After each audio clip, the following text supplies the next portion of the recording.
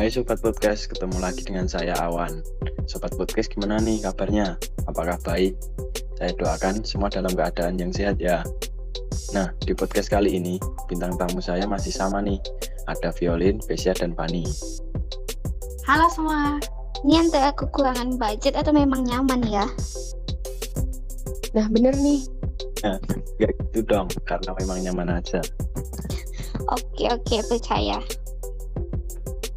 Kali ini kami diundang dalam rangka apa nih? Nah, untuk kali ini kita akan membahas tentang pola hidup sehat. Apalagi bulan ini banyak yang sakit. Wah, bener tuh. Kenalanku lagi banyak banget yang sakit. Sama, aku juga seminggu yang lalu lagi batuk and flu. Tapi sekarang udah sehat kan? Udah, aman-aman. Jangan panik, bukan COVID kok. Oke. Langsung aja nih, menurut kalian pola hidup sehat di masyarakat kita gimana sih? Kalau dari yang aku baca ya, pola hidup masyarakat Indonesia masih jauh dari kata sehat. Tapi udah makin membaik pada saat masa pandemi begini. Bener banget, padahal kan pola hidup sehat penting ya. Kok masih banyak yang gak peduli ya? Menurut kalian cara pengendaliannya gimana? Kalau dari aku sih harus diberi edukasi dari seminar atau yang lain ya.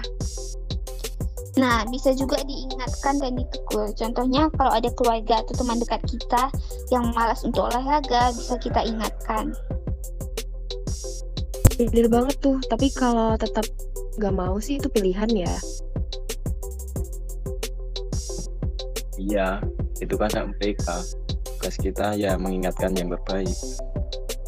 Tapi menjalankan pola hidup sehat, jangan lupa sambil prokes juga ya. Nah, jangan pada lupa ya. Kalian tahu nggak sih, dulu kita ada Germas. Hah? Germas apa ya? Gerakan Masyarakat Hidup Sehat. Oh, tahu-tahu aku pernah dengar. Menurutku sih itu ide yang sangat bagus ya, apalagi kalau gerakan itu bisa ditetapkan lagi di masa pandemi sekarang. Bener tuh, semoga pemerintah bisa membuat program yang mirip dengan itu ya. Setuju. Salah satu peran pemerintah pusat dalam bidang kesehatan kan untuk menurunkan angka kematian ibu dan anak. Kedua, meningkatkan nutrisi. Ketiga, mengontrol penyakit-penyakit, infeksi, dan penyakit tak menular. Dan keempat, menggalakkan gerakan masyarakat dan dokter. Semoga aja pemerintah pusat dan pemerintah daerah bisa bekerja sama dengan baik ya. Yap, benar banget. Bahas pemerintah, aku kemarin bikin puisi. Guys, puisi yang kemarin kita buat di mana ya? Oh, puisi yang tentang dampak pandemi ini bukan? Iya, jadi keinget lagi puisinya, mantul, keren banget. Pas baca puisinya, aku sedih banget deh rasanya. Iya benar, aku juga sedih banget rasanya. Iya ini maknanya kayak dalam banget ya. Sekarang aku paham deh definisi puisi. Semua bisa ngerasain apa yang di puisi itu. Pembaca sedih, semua juga sedih. Iya loh, aku juga baru ngeh. Situasinya kayak gitu ternyata. Yap, ternyata pandemi itu segitu berdampaknya di negeri kita sendiri. Kita jadi susah beraktivitas dan lain-lain. Iya Wan, tapi juga harus bisa ambil hikmahnya. Kayak sekarang nih, kita jadi punya waktu yang lebih banyak kan buat ngobrol sama orang tua di rumah. Iya nih, aku juga bisa bantu mama aku masak di rumah. Dan quality time-nya berasa banget tahu. Ya, jadi kita bisa petik makna dari puisi ini nih. Kita harus bersatu padu untuk memberantas bersama virus ini untuk kehidupan kita yang lebih baik lagi ke depannya. Benar banget. Selain itu, harus ingat juga ya tetap jalanin pola hidup sehat selama masa pandemi ini. Aku mau cerita deh. Kemarin itu aku kemana ya? Oh, ke pameran di Solo itu. Aku lihat ada boneka gemes banget. Kayak apa tuh, Ves? Jadi kayak boneka dari kain gitu, tapi bentuknya kayak orang pakai baju adat, terus ada rumah juga, rumah-rumah adat dari kain-kain gitu. Duh, kayaknya aku definisi jatuh cinta pada pandangan pertama sama bonekanya deh. Lucu banget. Terus kenapa nggak jadi beli? Harganya cukup mahal sih. Aku nabung dulu. Ya, tumben banget nabung. Aduh, kasihan. Daripada sedih gitu nadanya, mending kita bikin aja deh. Kalau dia bisa buat, kenapa kita nggak bisa? Ya nggak? Asik-asik. Baik banget temenku. Ayo gimana caranya BTW nih? Sini, kamu ikut aku dulu ambil kertas. Terus kita harus lihat dulu nih apa aja yang harus kita siapin. Ini kertas sama pulpennya aku kasih, Van. Sip, makasih. Yuk, sini ngumpul. Oke. Ayo gimana? Pertama kita harus apa? Nah, jadi kan kita tadi udah tahu nih apa yang mau kita buat. Nah, sekarang kita buat sketsa dulu. Kira-kira mau gambar kayak apa? Karena kamu yang lihat, kamu yang gambar dulu deh, Ves. Oke, jadi nih kira-kira sketsa acak-acaknya kayak gini. Lucu banget. Oke, next step. Harusnya kalau udah gambar sketsa pasti siapin alat bahan sih nggak, Van? Bener banget. Oke, ayo kita list dulu nih bahan apa yang kita perluin.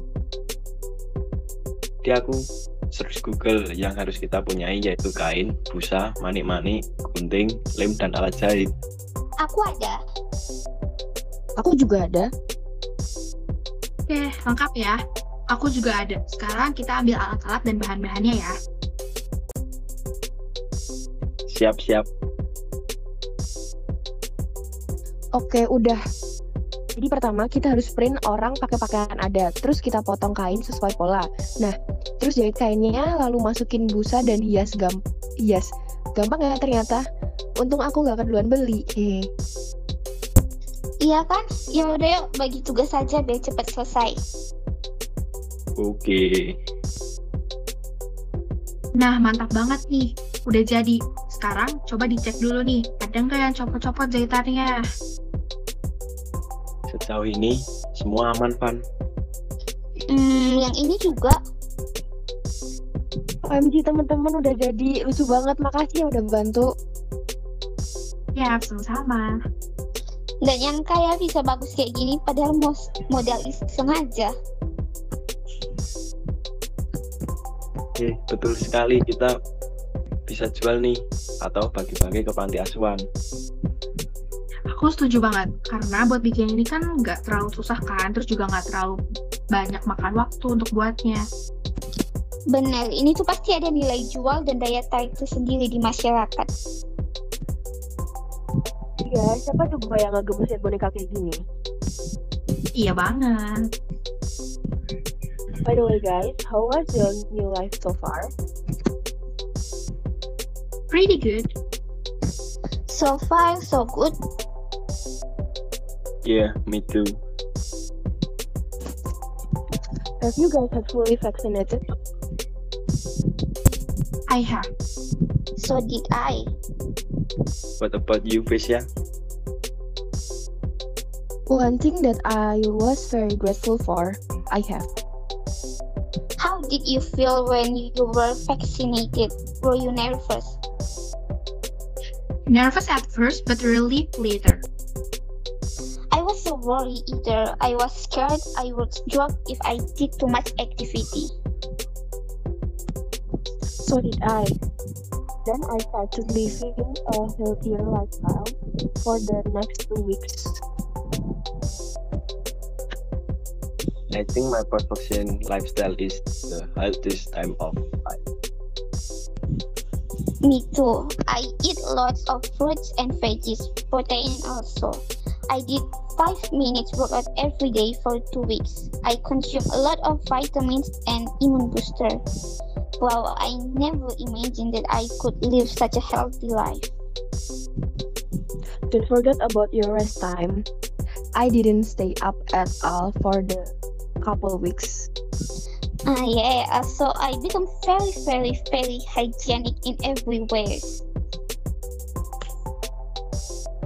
That's the longest 2 weeks in my lifetime.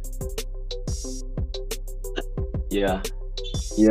But salute to us who made it through.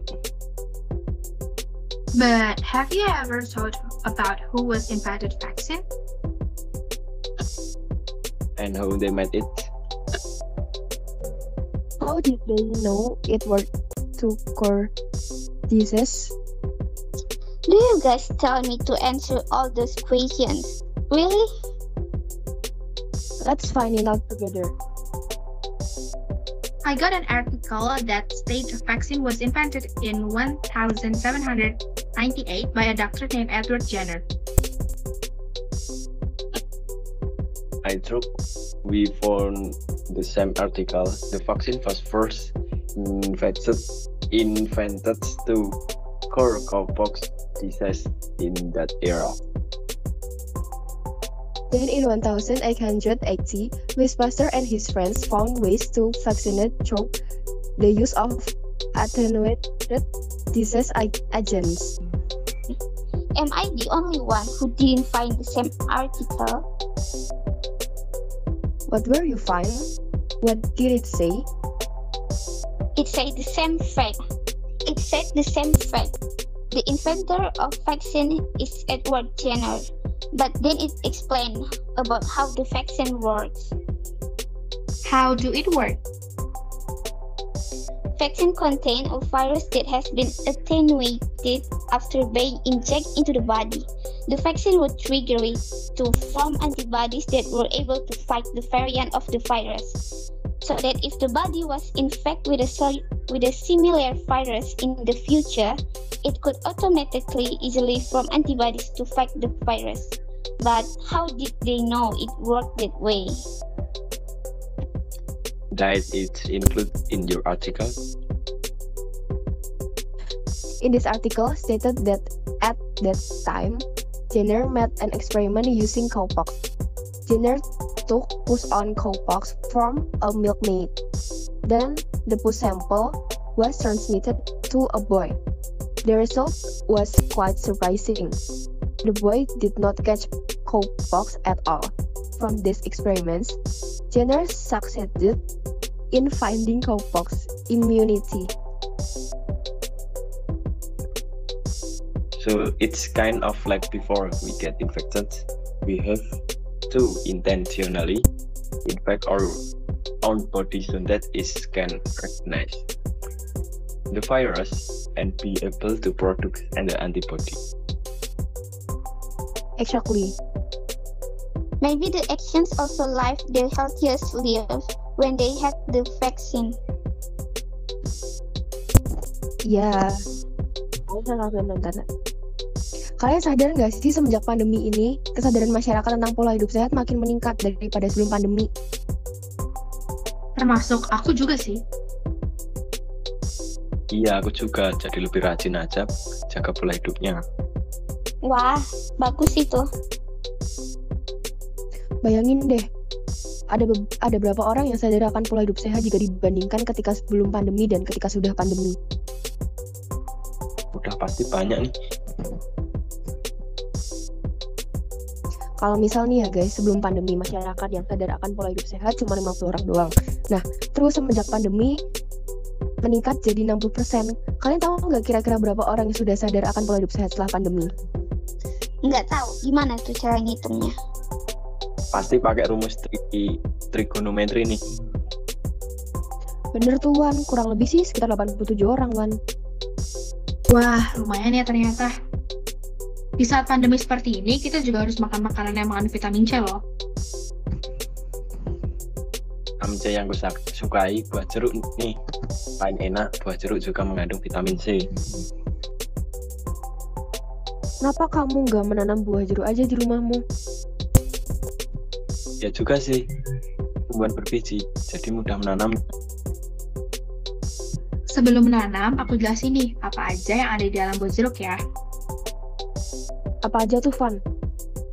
Jadi jeruk itu adalah tumbuhan bergizi atau spermatopia yang termasuk kingdom rantai, yaitu tumbuhan organisme eukariotik multiseluler dengan dinding sel dan klorofil.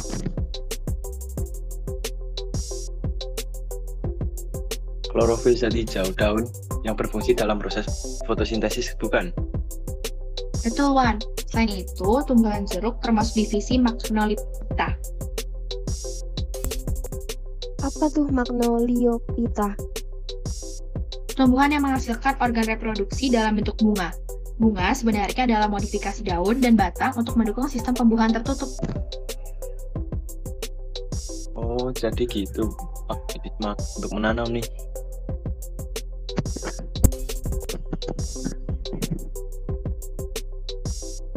Teman-teman, aku kemarin jalan-jalan, lalu tak sengaja melihat orang memanah. Kayaknya memanah itu mudah deh. Memanah emang kelihatannya mudah, tapi memanah itu butuh konsentrasi yang penuh. Iya juga sih. Kenapa jika menarik busur, anak panah bisa melesat ya? Tapi itu butuh energi yang banyak karena menarik tali busur membutuhkan gaya yang besar supaya anak panah bergerak maju dengan cepat. Oh, jadi gitu. Nah, kalau pemanah menarik dan menahan sebelum melepaskan, berarti itu memerlukan energi yang banyak dong.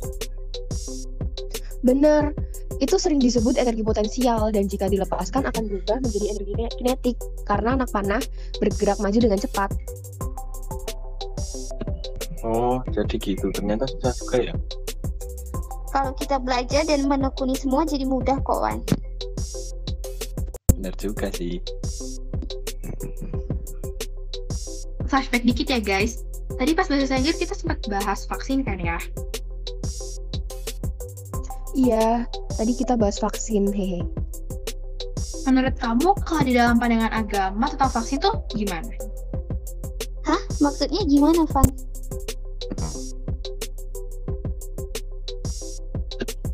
Iya, aku juga kurang paham. Emang rumit sih, gini. Menurut kalian, bisa nggak sih Tuhan itu juga berkontribusi dalam pembuatan vaksin ini untuk menyelamatkan umat manusia juga? Iya sih, setelah dipikir-pikir benar juga. Iya dong, Pan. Pasti Tuhan campur tangan dalam pembuatan vaksin ini. Iya, Tuhan itu baik banget ya, masih cinta sama kita, masih baik sama kita, padahal kita sering banget bikin dosa. Nah, itu makanya sengsara dan wafat Yesus sebagai tanda agung kerajaan Allah. Vaksin ini juga salah satu wujud konkret kalau kebangkitan Kristus itu emang untuk menyelamatkan umat manusia. Nah, selain itu, ini juga salah satu untuk memperkuat pengharapan manusia ke Tuhan, biar manusia terus mengandalkan Tuhan di setiap langkahnya. Oh, ini jadinya makna kebangkitan Kristus yang sebenarnya ya? Aku mau tambahin dikit, karena Tuhan udah sayang banget sama kita, jadinya kita juga sayang dan tulus ke Tuhan. Memberikan cinta kasih kita yang tulus ke Tuhan dan berdoa yang tulus, agar senantiasa kita selalu dalam lindungan Tuhan. Bener banget tuh. Oke Sobat Podcast, sekian pembahasan kita hari ini. Terima kasih juga Fanny, Vesia, dan Violin yang sudah mau jadi bintang tamu saya. Bye-bye. Thank you semua, bye. Terima kasih.